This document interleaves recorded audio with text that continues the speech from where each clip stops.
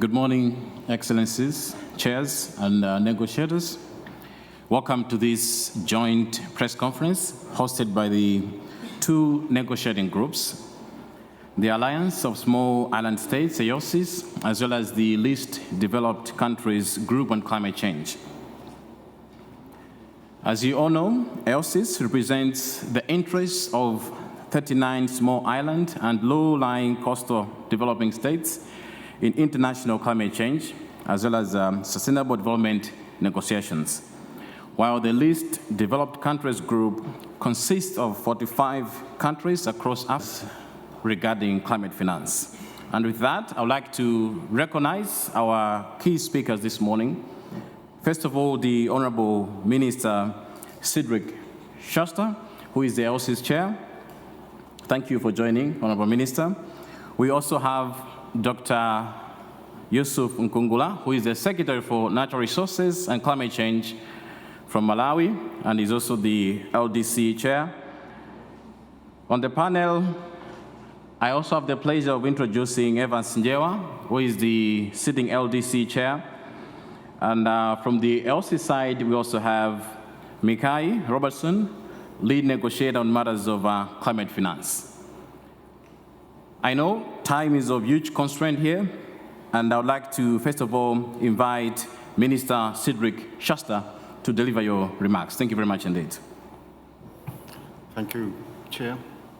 Good morning, esteemed guests, and with all protocols observed. The Alliance of Small Island States is here to defend the Paris Agreement. We're concerned that countries are forgetting that protecting the world's most vulnerable is at the core of this framework. Let us remind that at the core of the Paris Agreement is raising 1.5 ambition, a global goal on adaptation, and a commitment to respond to loss and damage. Yet, we're finding ourselves again having to make a case for high ambition on climate finance to support the world's most vulnerable.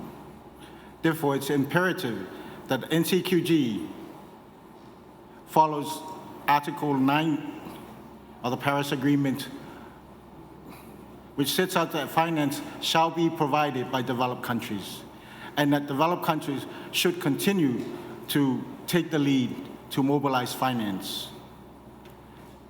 AOSIS is clear: a commitment on investment undermines the principles of the Paris Agreement, shifting the burden of climate finance onto the private sector and burdening the small island developing states. SIDS need a commitment on a minimum allocation floor of 39 billion. This is a requirement to meet our particular needs for adaptation and loss and damage. Let us also focus on balancing our views here. A bad goal benefits no one. AOSIS finds it necessary to disabuse critics of this motion that 1.5 is dead. We have not breached the Paris Agreement 1.5 limit. The Paris Agreement 1.5 degree limit refers to human-caused long-term global average temperature change above pre-industrial levels. Whether or not the Paris Agreement is 1.5 limit is reached or breached is assessed against the 20 to 30-year average human-induced warming. Regardless of any elections, all of our countries are here to advance action to keep global warming limited to 1.5. With appropriate measures, 1.5 is still achievable. In this regard, we must see countries rise to the occasion with new, highly ambitious NDCs that significantly advance their 2030 targets. Enhanced finance is vital for new 2035 climate targets due by March next year. If this finance doesn't materialize, developing countries have less support to push the limits on emission reductions, and this is really important for the overall goal of limiting warming to 1.5 degrees. We must also take this opportunity to remind the international community that being guided by the science remains absolutely critical to combating the climate crisis. The IPCC is our trusted, credible authority on the climate science to advance climate action. Scientific assessments have been forecasting for years what is coming to pass now, and it would be to our extreme detriment to stray from trusting the science now. Finally, on behalf of the islanders plagued by the rising seas and devastating storms, and even on behalf of the people of Spain who lost their lives in the horrifying floods, we are calling for countries here at COP29 to demonstrate much greater urgency. Protect lives, not fossil fuel profits. I thank you. Thank you very much indeed. Honorable Minister Cedric Shasta, for your remarks on behalf of the AOSIS group. And in a special way, let me also recognize the presence of Ambassador Lutera, who is also in the room with us this morning. Thank you very much indeed. Next, allow me to call upon Dr. Yusuf Nkungula, Secretary for Natural Resources and Climate Change in Malawi, speaking on behalf of the LDC Group on Climate Change. Over to you, sir. Thank you. Thank you very much, Moderator, Excellencies, ladies and gentlemen. I think this is a good moment for us to share our ideas and issues in terms of what we want as a bloc. So I am speaking on behalf of the group of 45 least developed countries that are already struggling with poverty and limited resources. And therefore, they bear the brunt of a crisis that we have contributed to the list. And responding to and rebuilding from escalating climate change impacts, which have taken the lives of hundreds of people in LDCs this year, and the homes and sources of income of many more, it is costing us huge sums of money.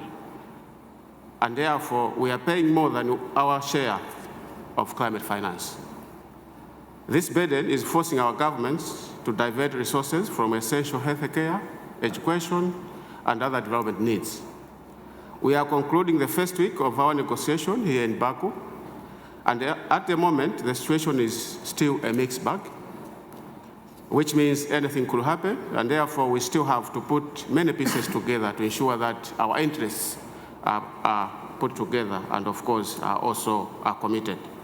In terms of the climate finance goal, I think we need a robust and fair goal for climate finance that is in the best interest of our vulnerable people and the planet, and therefore this must be agreed. The new goal must match the scale of our needs for mitigation, adaptation, and of course, for addressing loss and damage. The quantum is very critical. As LDCs, we call for a minimum allocation for our countries of at least $220 billion per year in grant equivalent terms. We also need to select clear boundaries for what is reported as a contribution towards the goal.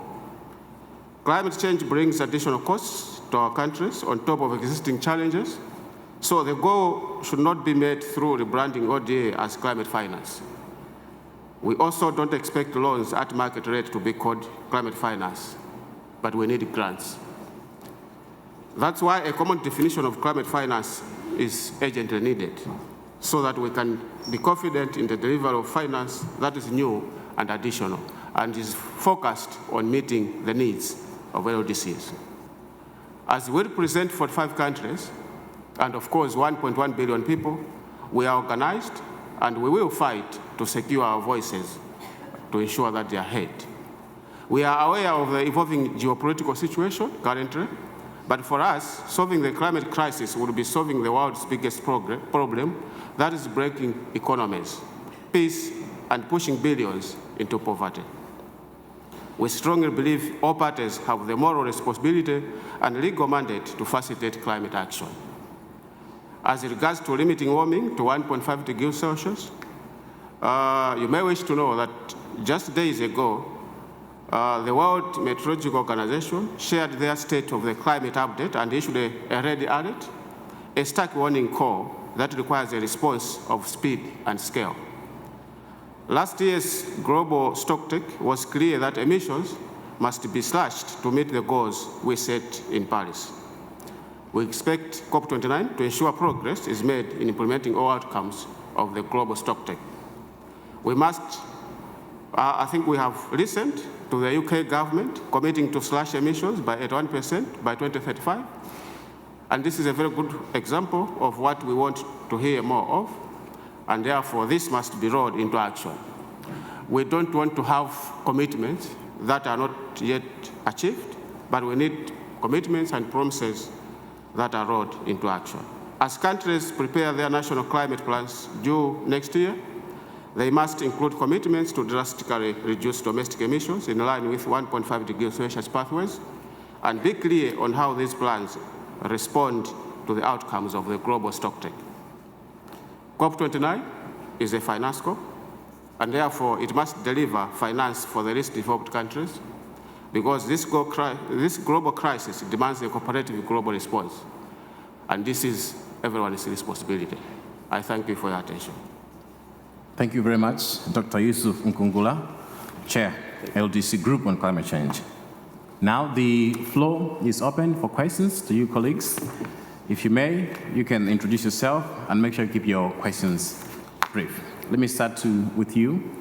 Yes, in green shirt. Thank you. Lucas Knigge for Table Briefings. So the developed countries are calling on emerging economies to also step up and contribute to the NCQG. And they claim that LDC and AOSIS, or at least some members, do support it. So I want to know if that is true. Do you support the widening of the donor base to countries like China and the oil-producing countries in the Gulf states? Thank you. Thank you so much. Yeah, I'll take maybe 3 or 4 questions in the first round, and then we'll come back with responses. Thank you. Esme Salah, BBC News. This morning a letter was published by Christina Figueres and other leading figures within the climate space saying that the COP process wasn't working.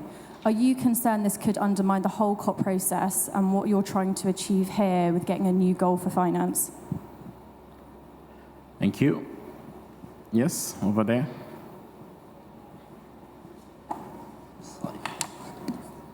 Hello.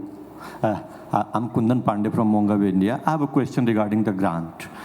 Day before yesterday, a report came that mentioned the $1 trillion requirement, but they said that only market mechanism can fulfill this demand.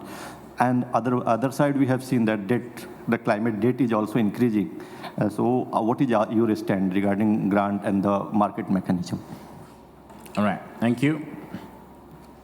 Yeah, we can give the mic to her, and then we'll finish with a gentleman over there for this round. Thank you. Hi, Attract Mooney from the FT.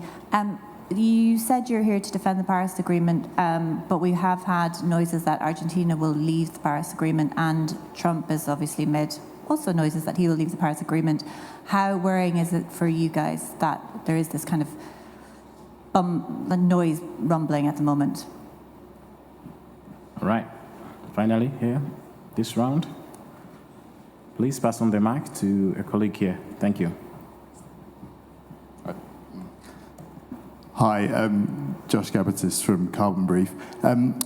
Do the LDCs and AOSIS disagree in principle with the idea of a sort of multi-layered goal which includes lots of private finance if there is a kind of solid core of grant-based or concessional finance? Thank you, colleagues, for your questions. Let me invite the panel to respond to those questions. Should there be some more, we'll see how far we can go. Let me start with AOSIS. You have the floor. Thanks for the questions. First, on the contributor base and expansion, that's an unequivocal no. Minister highlighted that there's great importance of us following the Article 9 of the Paris Agreement. It's quite clear on who is obligated to provide, and any sort of deviation from who is clearly articulated in the Paris Agreement to provide, would then open up certain things. So it would open up the entire Paris Agreement, actually. So think about the 1.5 goal that Minister was just alluding to. If we can now change the contributors, as outlined in the Paris Agreement, does that mean we can now change 1.5 because they're seeing different aspects of where we're going as a trajectory? It's extremely dangerous, and so we want to keep to the tenor of what the Paris Agreement is saying on who is obligated to provide. As it relates to the COP process not working, I haven't seen the letter in detail, but what would I say generally about the UNFCCC and what it means to us as small and developing states, as well as least developed countries, I assume, but I won't speak on their behalf, is that other spaces where things are discussed in the context of climate change, where we're seeing a lot more prominence being placed on climate finance, for example, the Group of 20, we're not a part of that. We are not a part of those discussions. And so it's extremely important for forums like the UNFCCC to continue to exist and to continue to be legitimate. So you have the G20 over in one corner, you have the BRICS over in another corner, and we're seeing persons going to these different other corners as opposed to the legitimate corners where all of us can be around the table.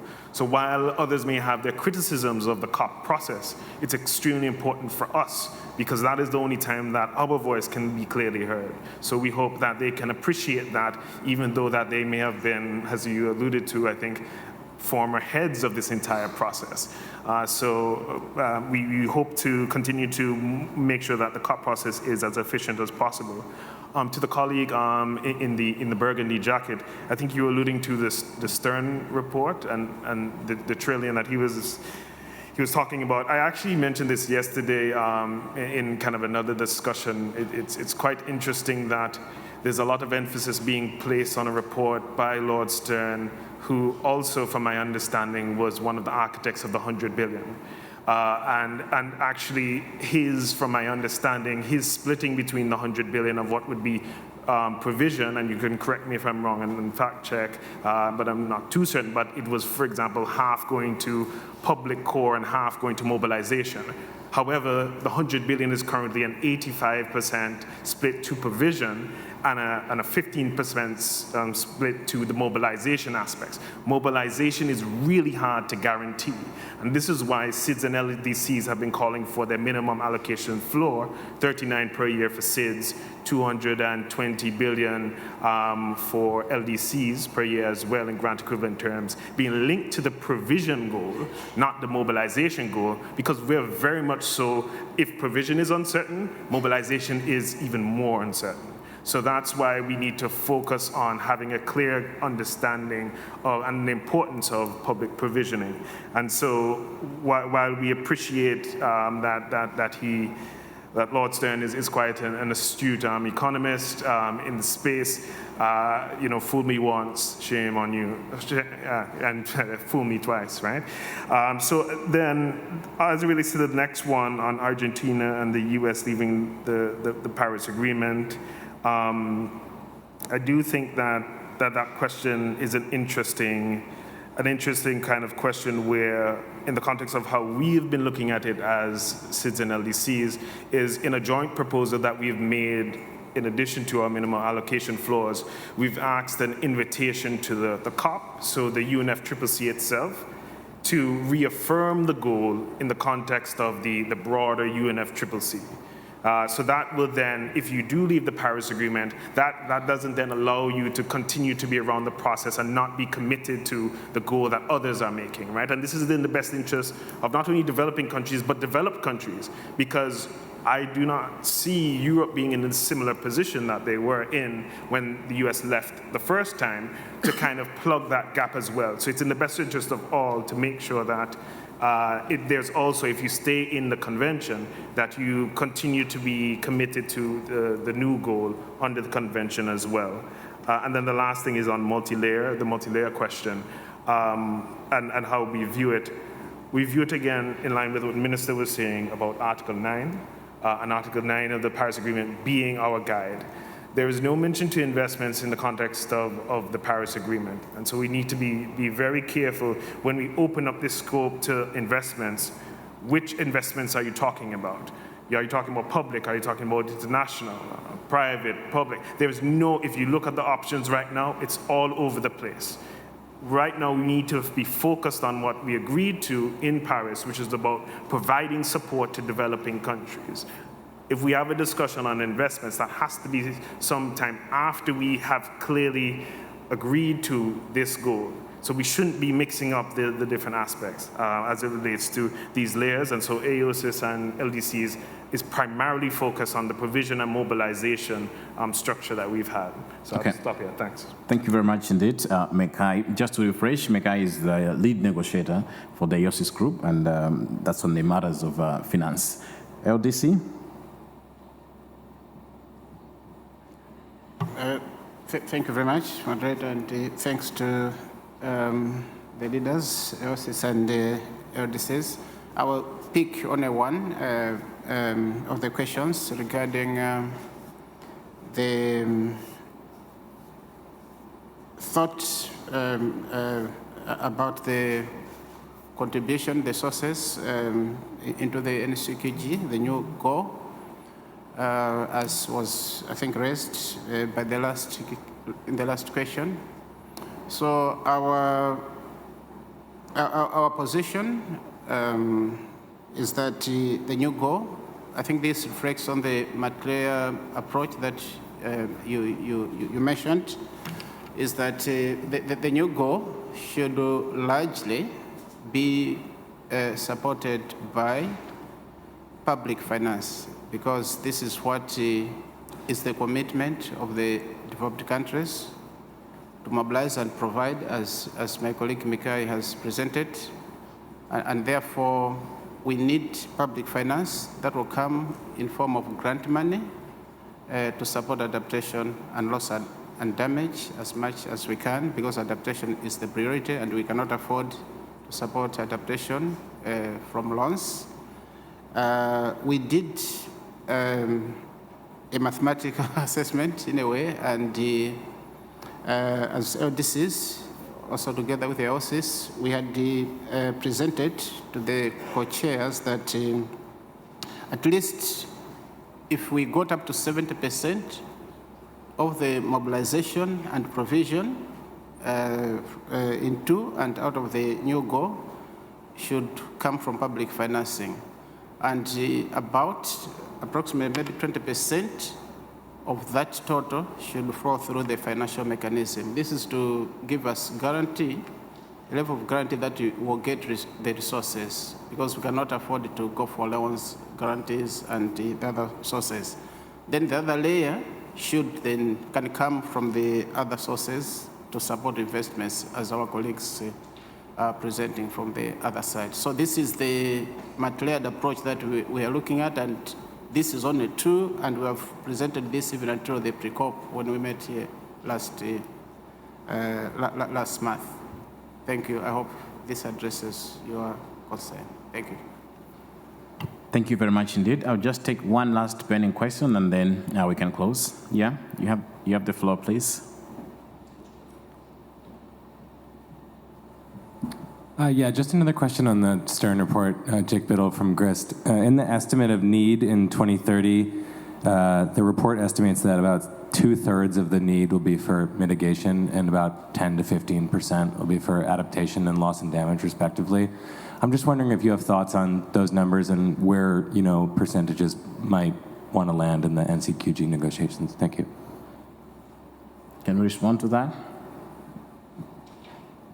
You want to start? Yeah, okay. And thanks for the question. Again,